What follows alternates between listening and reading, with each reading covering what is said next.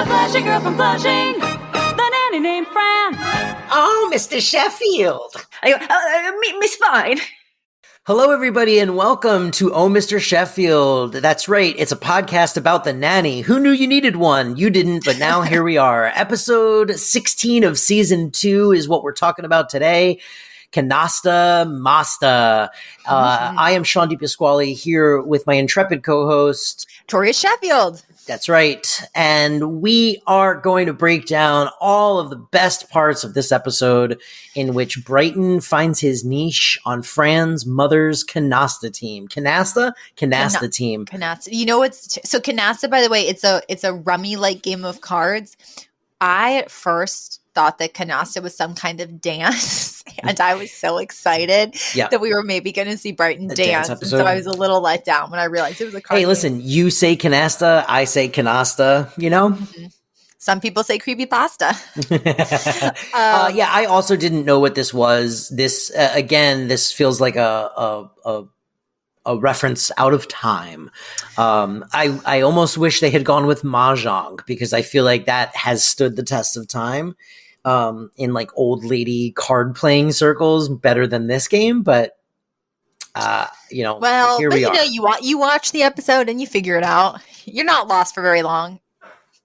But also, so the episode starts with Brighton and Fran are watching a Gilligan's Island marathon, and Mr. Sheffield comes in lamenting that, Brighton just sits around watching TV and that he's not on any team sports. Mm-hmm. And this is actually a very Gilligan's Island reference heavy episode. And my question to you is, did you watch Gilligan's Island? Because I absolutely did. Funny. I also had questions. I want to talk about Gilligan's Island for a little bit.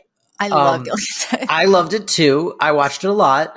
I was trying to do the math, and I feel like Gilligan's Island, when we would have been watching it in like the 90s, at that point was what, 20 years old? Or only like 15? Here.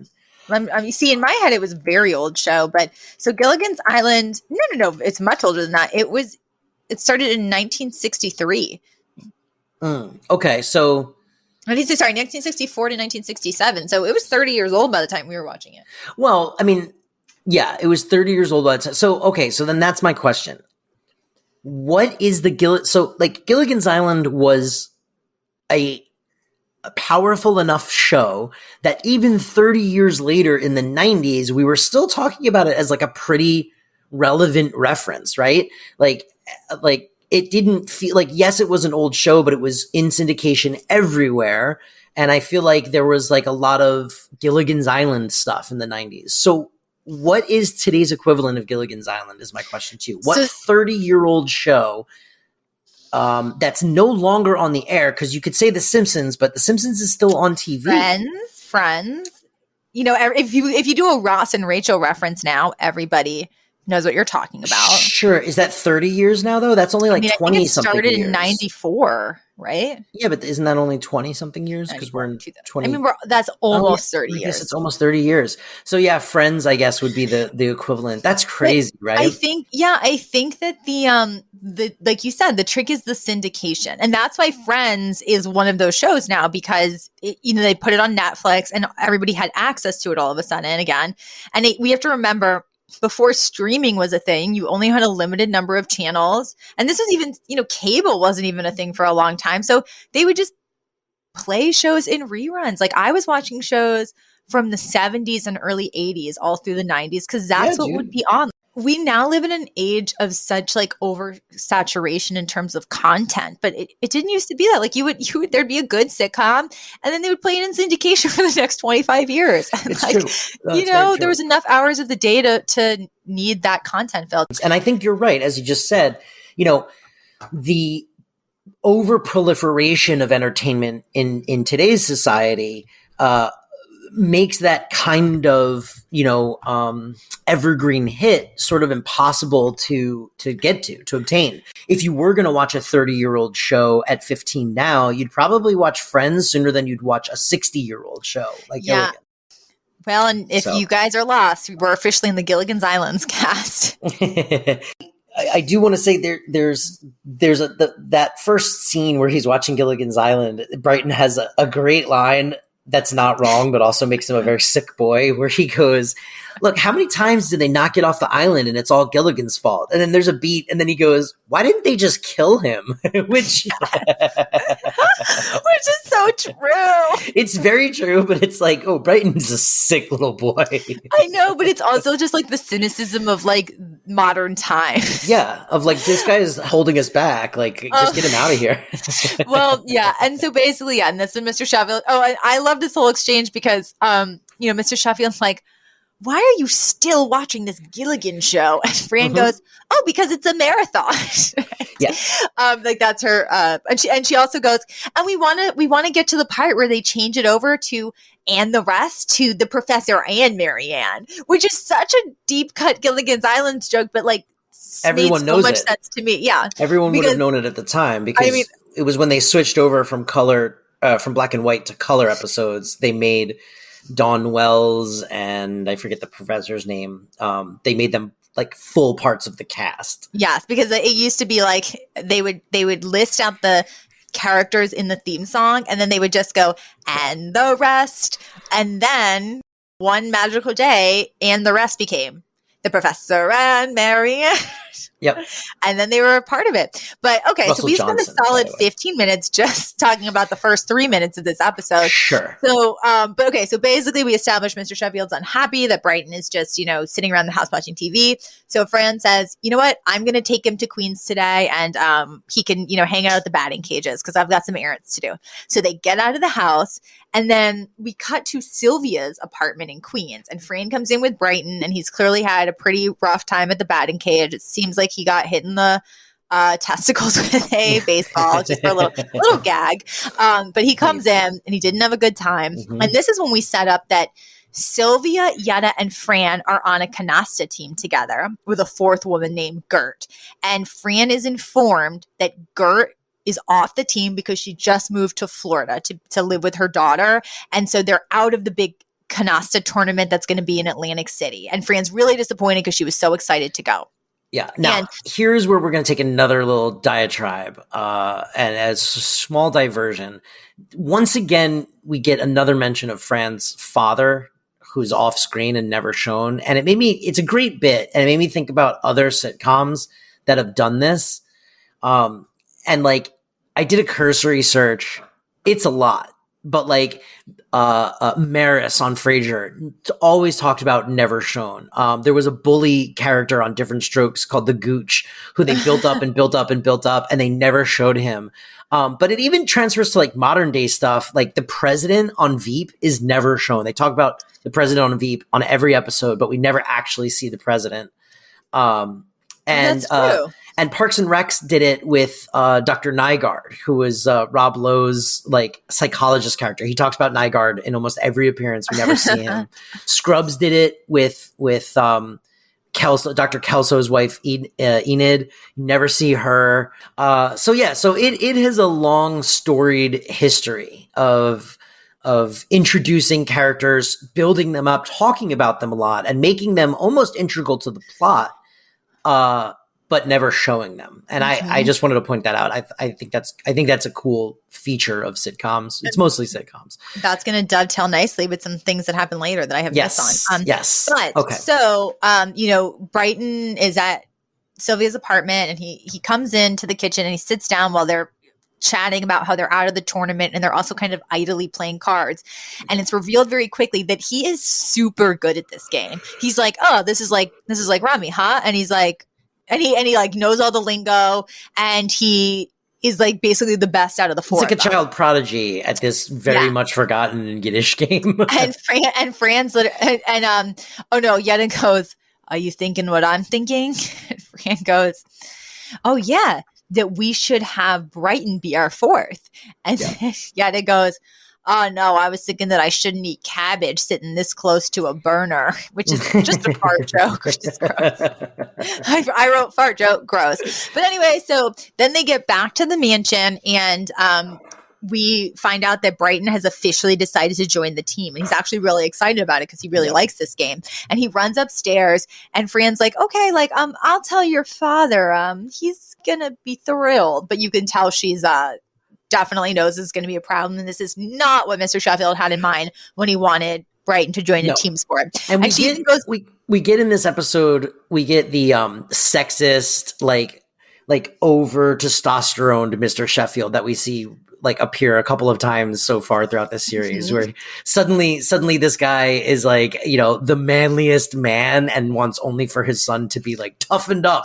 But in a very like not self-aware way, which I think is actually really, I love it as a little character detail, and they definitely call attention to it. But it's funny because so Fran goes over to Niles and she goes, Niles, if you only had one son and he decided that he wanted to play on my grandmother's Canasta team, how would you react? And Niles just goes, oh, I got to be in there for this. So we then cut to, oh my God, we cut to Mr. Sheffield's office where Cece is sitting on the sofa. I loved this bit. Yeah, she's sort of sitting on the end of it. So she's sort of right near where the door opens into the room. And she goes, Maxwell, I might be being overly sensitive, but I think Niles has it out for me. And he totally dismisses her. And he's like, oh, no, that's just his way. Like, it's all in your head. No sooner does he say it, does Niles, like, bust open the door very quickly. It swings open, hits Cece in the head, and she is literally knocked unconscious.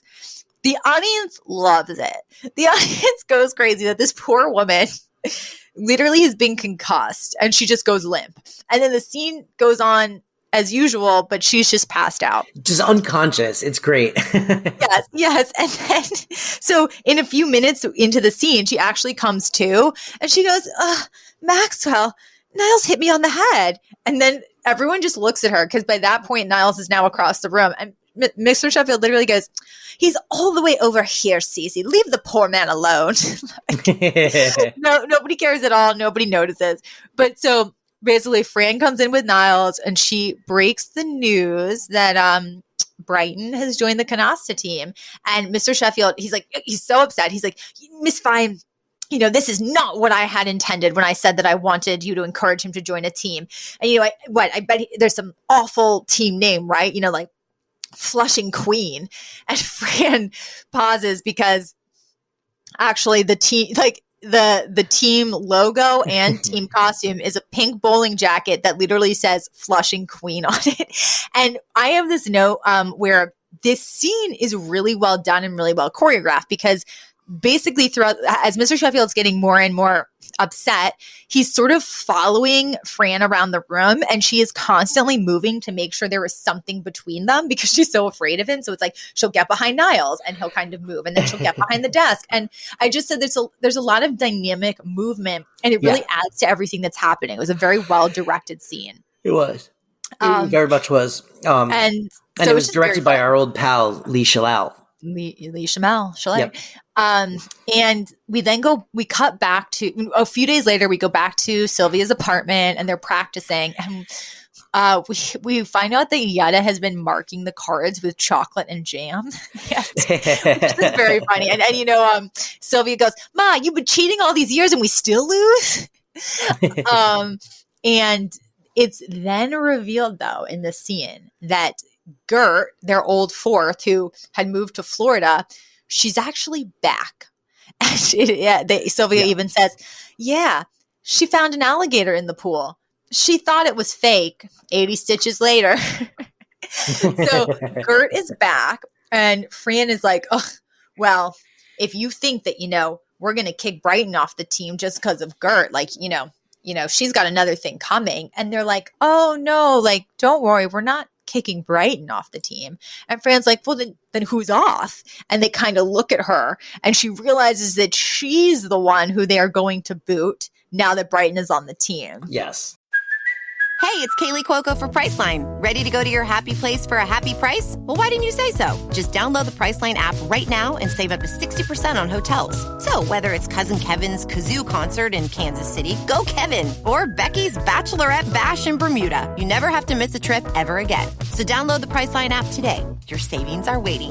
Go to your happy place for a happy price. Go to your happy price, Priceline. And, you know, it kind of a good midpoint thing to mix up what's happening. Back in the mansion, Niles and Mr. Sheffield are in the kitchen, And Mr. Sheffield is complaining to Niles about this whole Canasta thing with Brighton.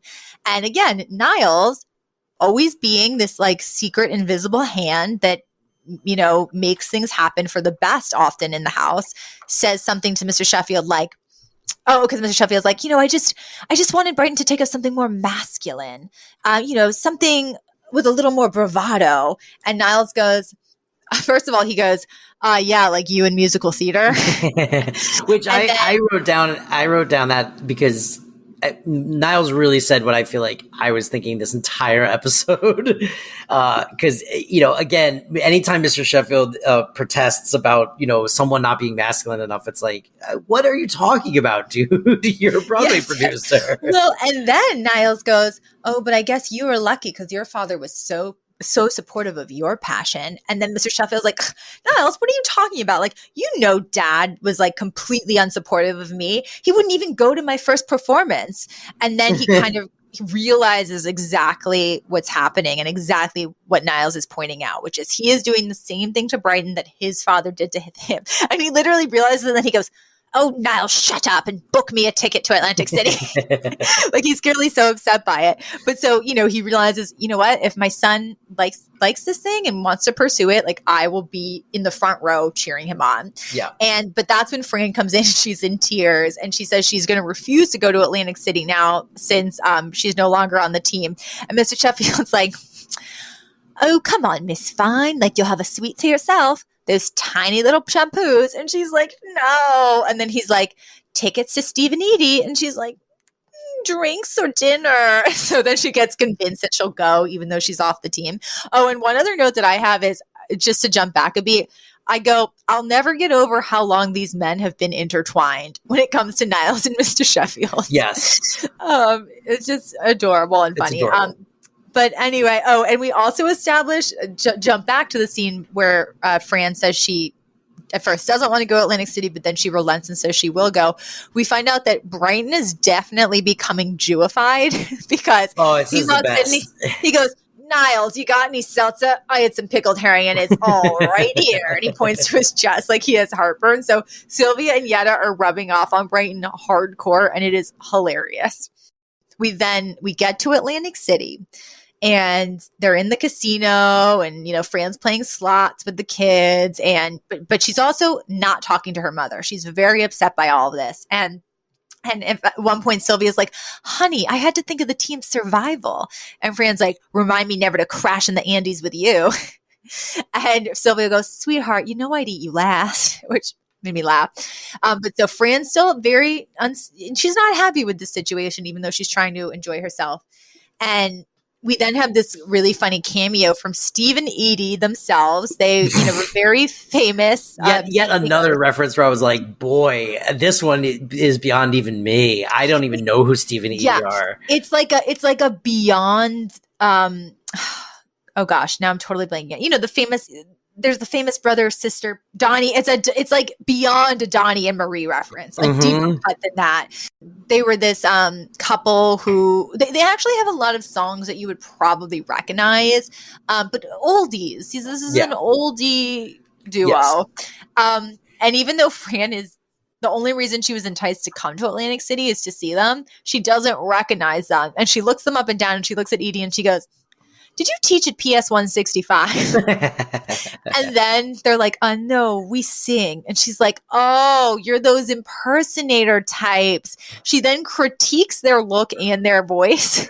It's amazing. Is basically like, don't worry, you'll get it. Good luck, guys. It's a good bit. The reference was completely lost on me, but it was a very funny bit. It's a funny bit, but like I'm very curious. Like if I kind of want to call my mom up and be like, oh, when I say, you know, Steve and Edie, what do you think? I'm sure she knows. I'm sure our moms know. When I say Steve, you say Edie. Steve, Edie. But this is hugely significant in the larger universe of the show. Yes, because Steve and Edie, aka Steve Lawrence, he is the actor who comes back to play Morty many seasons from now. Wow. So Fran Drescher must just really love Steve and Edie. Yeah. And I'll say this, Steve Lawrence's real name, Sidney Leibowitz. Oh, he went with Steve. Boo. Lawrence. But All so, right. this guy, he's a significant player. Yeah. Because we were, talking about Morty. Yeah. Yeah. Um, Which usually is what happens. When you build up a sitcom, when you build up a character for so long and you never show them, then when you decide to finally show them, they have to be a guest star. Like it has to be someone of note because now you've built up this character so much. mhm. So yeah, I mean, that's crazy though that he just comes back I after know. already being established in canon. On All Steve right. Lawrence. Yeah. And then Um, also there's like a weird it's like a Z plot, but it's that Grace is in a kitty casino camp playing kitty craps, which I just thought was like a funny concept. It made me laugh. yeah. And she also says she lost her shirt in kitty craps, which made me laugh. It's so funny. I know. Well, and then we cut to this very funny buffet scene where I always say these buffets, they always remind me of my Nana Molly because it is so true that there is a type of person that goes to buffets and they know where the bang for your buck is and they know what Yep. not to waste your stomach on. And Fran sees Maggie eating salad and she goes, "What are you doing? Haven't you ever been to a buffet before? Salad is for suckers. Go straight to the shellfish." And I was like, in "Oh her God." purse. Yeah. And she picks up a large shrimp and goes, "Look at this Gulf prawn." And she's like, "The color, impeccable. The shape, exquisite." And then she puts it in her purse and goes, "It'll taste delicious later." It was so good. I loved To which it. even the studio audience goes, "Ew." I know. I know, like a loose prawn in your purse. It's so gross. And then we have this so Fran is still very upset that she's off the team and she's sitting down to eat. And we have this very sweet moment where Brighton comes over and he goes, "Oh, Fran, I don't think I'm feeling well." And she's like, "Are you all right?" And he's like, "I think I'm going through the change. Oh, it's sweeping through everyone here." So, which that made me laugh so hard that he's trying to convince her that he's going through menopause. Yeah, but now Brighton is trying to be sick or pretend to be sick because he doesn't want Fran and Sylvia to fight. Yes, and he knows that it means a lot to Fran to play. It means more to her it than does to him. Yeah. So and then she's like, "I know what you're doing. Like, don't that's ridiculous." And he's like, "No, I already told them I quit." And She goes, "Well, whatever, because even if my mom crawled in here on her hands and knees, I would never play for her." And then Yetta walks in and she goes, "Fran, you're in." And Fran goes, "Okay." And then she looks back at the family and she's like, "What? It wasn't my mother." Yep. And we have another Gilligan's Island deep cut where once Brighton does this really nice gesture for Fran, he goes, Mr. Sheffield goes, "Oh, Brighton, that was very considerate of you." And he goes, "I learned from the best." And Mr. Sheffield kind of shrugs and goes, "Oh, I don't know about that." And then he goes, "Not you, Dad, Gilligan." And then Fran thinks and she goes, "Oh, right. The episode where Mr. and Mrs. Howell adopt Gilligan. But he knows the skipper's lonely, so he keeps sleepwalking, but quote unquote, back to the hut." And you're like, "Oh God, Gilligan's Island was so dumb." And I loved it so much. It was delightful. Just the idea there's an episode where Mr. and Mrs. Howell adopt Gilligan. And then we get this great little button where they're like, "Man, I it's a shame Niles was too sick to come on this trip. He's probably miserable at home." And then we cut back to Niles doing his best risky business Tom Cruise impression and just absolutely rocking out and dancing at home in his underwear. And Cece walks in and sort of watches him for a minute, and he turns around and realizes that she's there. And there's this long beat. And then he goes, "You realize, of course, now I'm going to have to kill you." And that's the button of the episode. That's what it sort of ends on. That's the last scene. The actual button is Sylvia, Fran, and Steve and Edie. But the funny thing is, this made me laugh out loud. Fran goes, "Yetta, if you're gonna mark the cards, it has to be more subtle." And you realize she has put entire Reese's peanut butter cup and rested it on a card. And then we find out that their new fourth are Steve and Edie. And that's the real button. But yes, that whole last 3 minutes with Niles dancing and then this little button. I loved it. I was laughing out loud. So did I. And I guess that means now it's time for segments. And now, segments. So, segments. Yeah, no, I think we should move on to segments. We can move on to our segments. And now, segments. Segments with Sean and Toria. All right, so we talked about a lot of my favorite lines, but I did really, really love the visual of Brighton and the old ladies basically looking like the pink ladies from Grease in their jackets. That really delighted me a bunch. I thought that was really good. Yeah. And then right before they fire Fran from the team, like she knows it's coming and she's about to get fired from the team because now this other lady has come back from Florida. Fran's mom just looks at her and she goes, "Franny, you're such a pretty girl," which is the best. The delivery is so perfect. Like, trying to soften the blow. She's like, "Well, are we firing Brighton from the team?" And they're like, "Not Brighton." And then everyone looks at Fran, and her mom just goes, "You're such a pretty girl." Thinking you can like distract her from this terrible news. I laughed out loud at that. I thought that was very funny. I like this line very early in the episode where Mr. Sheffield is looking at Brighton, and he goes, "Brighton, don't you have any interest in team sports?" And Brighton goes, "Only as an owner," which was just a great line. And this was this episode makes you like Brighton. Yeah, like I said really last week, I think that last episode and this episode really like the kid finally like kind of switched over into like charming and like adorable, from like them just giving him sort of like throwaway gross lines. They really make him very, they really endear him in these last two episodes. He's got some good stuff. Just the idea of this little rich waspy private school boy finding his place on an old ladies Jewish Canasta team. Like, amazing. Love it. Yeah, love it.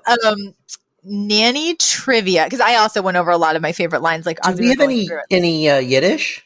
Oh yeah, so we do. I was going to get to it after, but okay. Oh, sorry, go ahead. But for Yiddish, he when Brighton goes, "Is it hot in here, or am I schwitzing?"